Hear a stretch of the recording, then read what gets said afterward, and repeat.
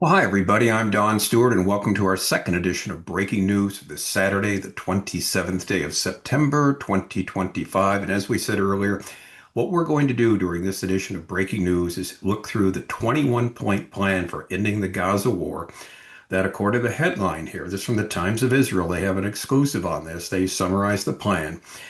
The 21-point plan for ending the Gaza war, creating pathway to Palestinian state. See the red flags come up right away. Again, Times of Israel. So let's just read it through to you. And tomorrow, when it's the Sabbath days, just getting over to Israel, the articles will be left and right, flying everywhere, discussing this, pros and cons, this and that. But we're going to just let you know now what it says, and it'll be there in our summary on our YouTube page, obviously, so you can read it. You want to cut and paste it and look at it. And again, you go to the Times of Israel article and see it. Anyway. Here's what it says. The proposal for ending the war in Gaza encourages Palestinians to remain in the Strip and provides for the creation of a pathway to a future Palestinian state, according to a copy of the plan obtained by the Times of Israel. The 21-point document shared by the U.S. with a handful of Arab and Muslim countries earlier this week on the United Nations General Assembly sidelines also contains clauses that have been staples in various proposals created by different stakeholders in recent months, from the release of all the hostages to Hamas's removal from power. Here comes the but. But the decision to explicitly encourage Palestinians to remain in Gaza caps off a major evolution for Washington on the issue, given that U.S. President Donald Trump in February shocked much of the world with talk of the U.S. taking over Gaza and permanently relocating its entire population of roughly 2 million people.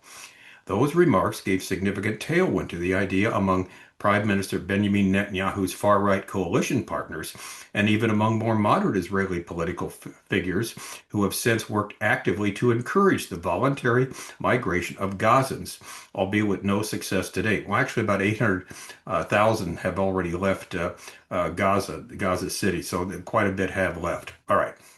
Moreover, the proposal's envisioning of a potential pathway to a future Palestinian state after Gaza's redevelopment has advanced and the Palestinian Authority's reform has been complete. In other words, this is the goal. After the Authority reform has been completed, it's been redeveloped, then they can talk about a Palestinian state. But as it says here, also appears to be a major departure from the Trump administration's policy to date, given that it has avoided expressing backing for a two-state solution. This is exactly what this document does. The plan, obtained by the Times of Israel and authenticated by two sources familiar with the matter, even sees the U.S. establishing a dialogue with Israel and the Palestinians to agree on a political horizon for peaceful coexistence. Somebody's crazy here.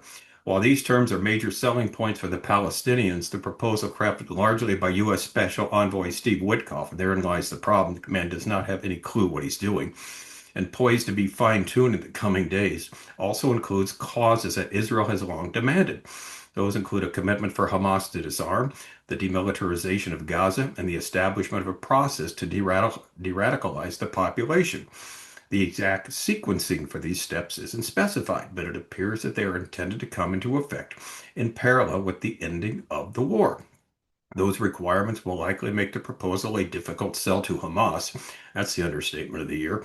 And the plan's creation of a potential pathway to a future Palestinian state could well be a red line for Netanyahu. Not could be, it will be a red line for Netanyahu, who has long campaigned on having prevented a two-state solution. Remember, this is from a leftist periodical, the Times of Israel, all their major websites, the Times of Israel, Jerusalem Post, Yerut Shabbat, Israel National News. All of these are very much leftist publications.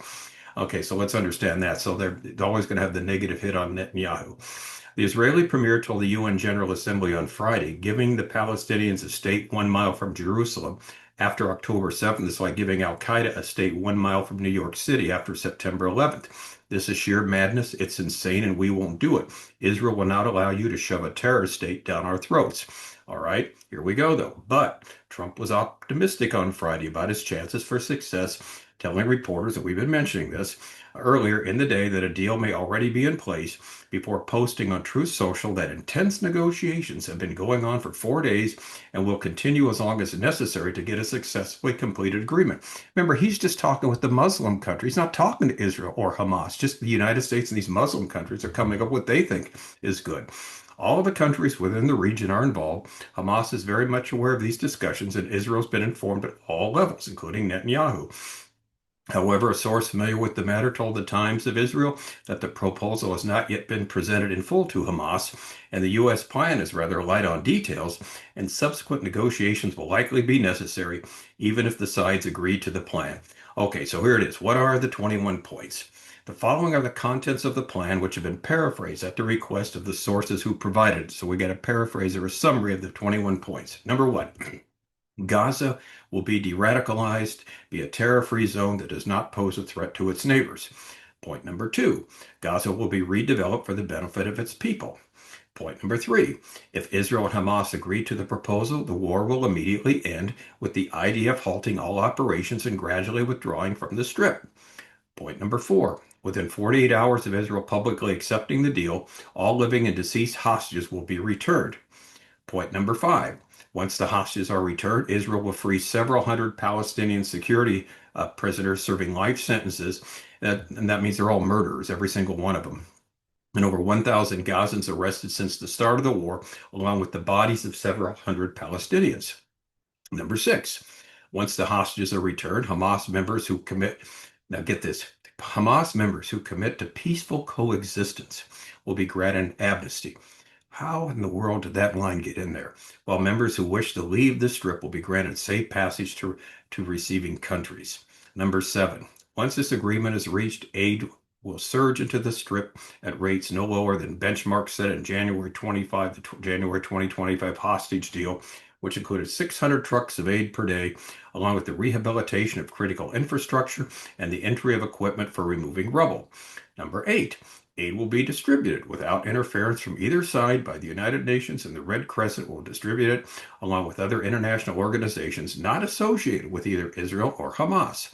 Now, the text of the clause, the article says, appears intentionally vague and seemingly leaves an opening for the continued operation of the Gaza Humanitarian Foundation, as it is technically an American organization, even if it was the brainchild of Israelis linked to the government and was crafted to fit the Israeli government's prosecution of the war. All right, number nine.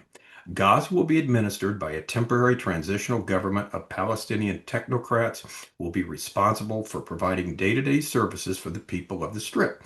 The committee will be supervised by a new international body established by the U.S. in consultation with Arab and European partners. It will establish a framework for funding the redevelopment of Gaza under the Palestinian Authority, until the Palestinian Authority has completed its reform program. And that, of course, will never happen. This is the U.S. plan's first mention of the Ramallah-based PA, Palestinian Authority.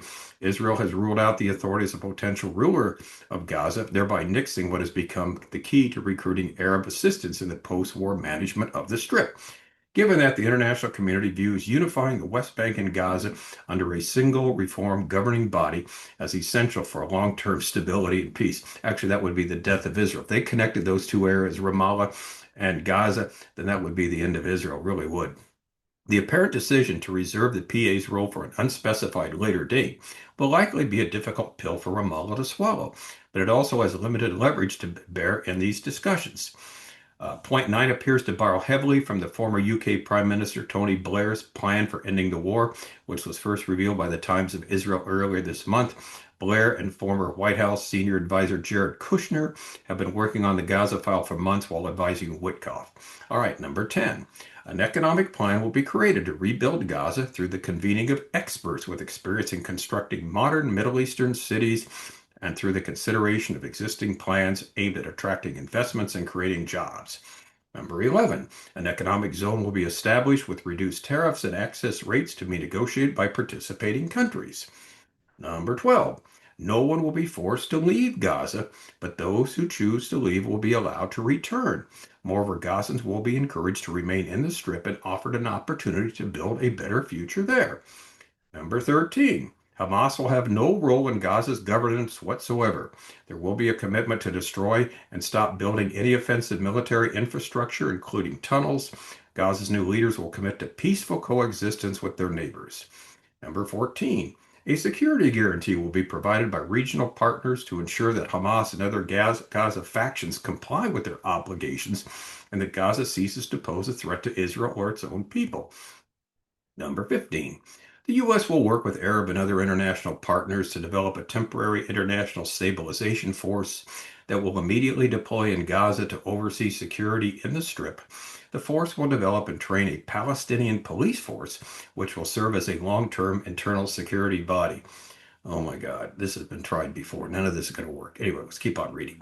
Number 16 is, and here's a key one for the Arab countries. Israel will not occupy or annex Gaza, and the IDF will gradually hand over territory it currently occupies as the replacement security forces establish control and stability in the Strip. If Hamas delays, number 17, now this one's interesting, or rejects this proposal, the above points will proceed in terror-free areas in which the IDF will gradually hand over to the International Stabilization Force.